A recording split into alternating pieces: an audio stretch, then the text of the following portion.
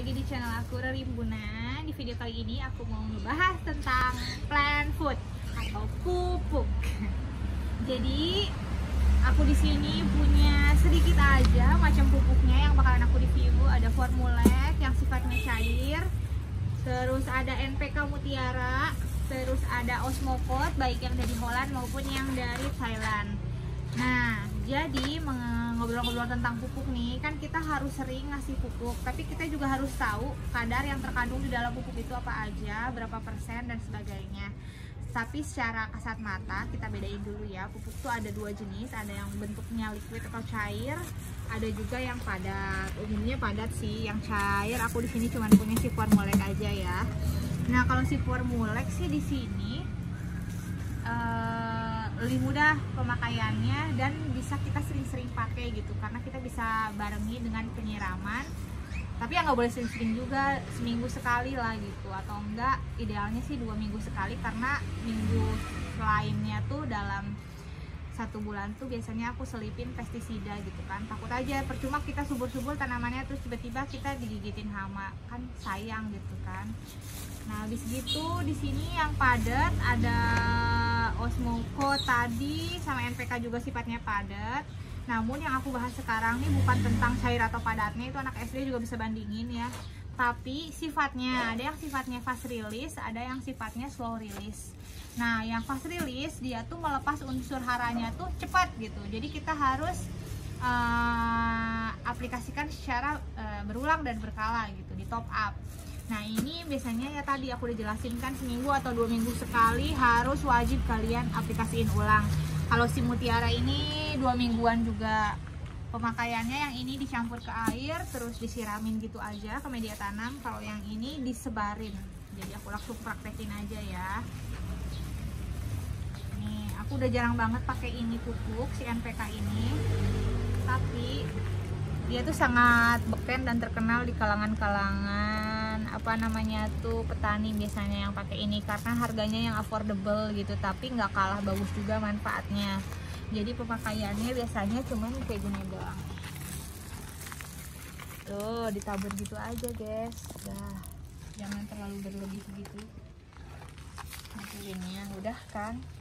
Satu tanaman hanya mendapatkan 1 pupuk, ingat ya. Nah, si tanaman ini kan nanti tuh akan mencair ketika kita siram.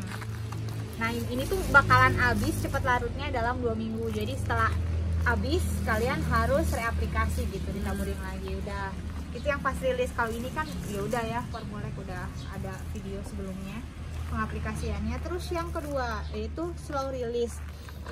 Slow release berarti dia tuh melepas unsur haranya tuh secara perlahan dan bertahap gitu. Kandungannya tuh di dalamnya cukup tinggi, jadi dia tuh dilepaskannya tuh sedikit-sedikit, dan merupakan solusi praktis untuk kita yang males pengaplikasian pupuk yang berkala kayak tadi kan, seminggu 2 minggu sekali. Nah, ini tuh sekali kita taburkan pupuk di dalam media tanam kita bisa berlaku 6-9 bulan. Bayangin, enak banget kan, setengah tahun sekali, ada yang 9 bulan sekali. Nah, sekarang aku mau ngejelasin perbedaan 2 Osmocot gitu yang ada di sini untuk pupuk daun ya. Ada Osmocot yang kandungannya 17, 11, 10. Ada yang 13, 13. Ini juga sama 13, 13, 13. Ini tuh dibacanya tuh ya, di dalam pupuk ini terdapat nitrogen dengan total 13%, kemudian fosfatnya juga 13%, dan kalium ini Kak 13% juga. Sedangkan yang sini nitrogennya lebih besar, yaitu sebesar 17%. Ini juga sama nih, kalian bisa ngasih baca bahasa Thailand. Sama ya, N-nya 13, P-nya 13, dan K-nya 13, seimbang. Perbedaannya di mana dan untuk apa peruntukannya? Nah, untuk untuk yang kadar nitrogennya lebih besar, atau ini 17, besar sendiri kan ya. Ini tuh peruntukannya tuh untuk membooster tanaman hijau kita biar lebih besar formnya, cepet gede daun-daunnya. Ini fungsinya. Nah, karena ini spesialis untuk membuat daun lebih gede dan lebih hijau, jadi ini diperuntukannya untuk tanaman yang bisa dibilang sudah dewasa gitu. Jangan tanaman kecil kalian pakai yang ini kasihan, takutnya nanti tidak disarankan sih dibilangnya gitu.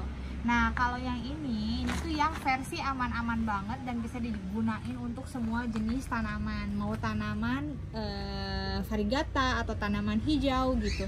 Udah gitu tanaman yang masih kecil atau yang sudah gede, semuanya bisa pakai ini.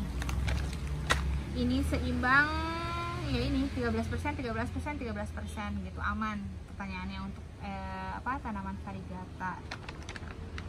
Kemudian kenapa ini nggak boleh gitu kan, 17% tadi. Kadar nitrogen yang tinggi itu tuh akan menyebabkan kan pertumbuhan lebar daun tuh cepat. Nah sedangkan si warna daun atau corak daun variegata itu tidak bisa mengejar kecepatan si daun yang lebar, jadi nanti tuh pecah variegatanya dan jadi gak bagus. Jadi untuk variegata yang ini aja guys gitu. Kemudian udah ya, kalian tinggal pilih aja, tapi aku rekomendasiin beli ini aja. Yang ini agak pricey harganya sih, sekitar 400-an ribu ya untuk 1 kilo. 1 kilo ya, atau berapa sih ini? Berapa gram ya? Bentar aku cari dulu. Kayaknya sih 1 kilo 400 ribu. Nggak ada gramnya di sini. Aku beli di e-commerce gitu, di Shopee kayaknya. Kenapa aku bilang aku ngerekomendasiin ini, dia banyak juga dijual share injannya, share packaging gitu.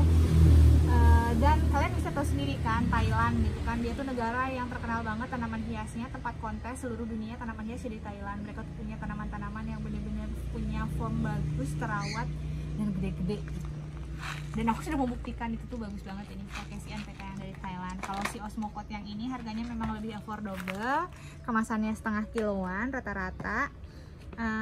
Ini bukan lokal ya, ini juga dari Holland, ada yang made in Indonesia juga banyak. Nah, termasuk ini nih ya, si NPK Mutiara ini made in Indonesia, murah banget, tapi ini versi fast release bukan slow release. Nah sekarang langsung ke pengaplikasian pupuknya. Ketika kalian sudah memutuskan nih pakai pupuk yang mana, ya udah gampang banget kan. Yang ini kan udah aku bahas nih, kalau yang cair penggunaannya dicampur ke air. Sekarang yang berbentuk padat ya, untuk si NPK Mutiara kalian bisa tabur ke media tanamnya langsung nih. Kayak gini ditaburin aja, dengan catatan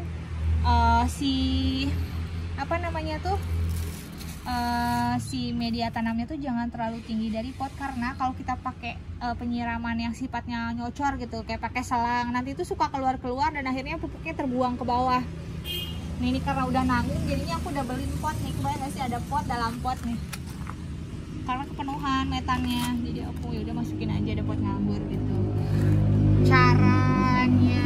Nah ini tuh lama-lama kalau misalnya kalian siram, dia bakalan memudar warnanya, habis aja tergerus gitu. Ini karena dia sifatnya tadi si fast release ya. Nah kalau si slow release tuh, istilah media tanam tipsnya tuh jangan terlalu penuh ya, 3/4 lah. Kalau udah 3/4 kayak gini, kalian bisa dengan mudah mengaplikasikan pupuknya tuh kayak gini nih, ditabur aja kayak itu juga sama. Atau kalian misalnya takut ya si pupuknya tuh kesiram-siram juga gitu, kasihan mahal, kalian gali dulu, gali media tanamnya, kemudian kalian masukin si pupuknya ke dalam, kebayang gak sih? Nah ditimpa metan, jadi kan istilahnya kalaupun misalnya ini berantakan kena air kocor air, yang keluar media tanamnya bukan si pupuk-pupuknya. Terus kalau kalian masih nggak yakin juga, kalian bisa beli ini tempat pupuk dekastar kayak gitu, tinggal dibuka aja, terus kalian top up. Selain gampang untuk mengontrol apakah pupuknya udah habis atau gimana, ini kan di sini nih tuh mudah. Terus yaitu selain tadi mudah ngontrolnya, kalian juga nggak takut kesiram air terus berantakan keluar dari pot gitu kan, udah dikandangin tuh nggak akan lepas. Harganya murah juga, paling cuma 1000-an atau 1500 gitu. Oke guys, segitu aja sih. Jangan lupa habis dipupuk kita siram. Pas siram kenain ke tempat ininya ya, biar larut ya, biar turun si pupuknya ke tempat dekastarnya. Kemudian aku mau membagi tips. Pupuk itu lebih baik setengah kurang dari dosis yang dianjurkan daripada kita mengaplikasikan lebih dari dosis. Nanti takutnya tanaman kita kenapa lagi, bisa overdosis gitu, itu bahaya. Maunya subur malah jadi mati kan, nggak mau banget. Jadi yaitu pilihlah produk yang benar-benar kalian yakinin dan kalian suka. Terus kalau misalnya kalian mau ganti produk pupuk di tengah perjalanan pemakaian pupuk yang slow release, kalian bisa ganti media tanam juga, kebayang nggak sih? Terus cuci bersih akarnya, takut ada yang nempel, baru kalian masukin metan yang baru dengan pupuk yang baru. Jangan ditumpuk gitu, nanti mereka malah jadinya jenuh, overdosis gitu, kenapa. Itu aja sih, that's it. Selamat mencoba, selamat berkebun, dan jangan lupa di like, di subscribe channel Rimbunannya biar aku lebih semangat lagi bikin review sama tips-tips yang biasa aku lakuin di kebun aku biar tanaman di sini tuh happy gitu.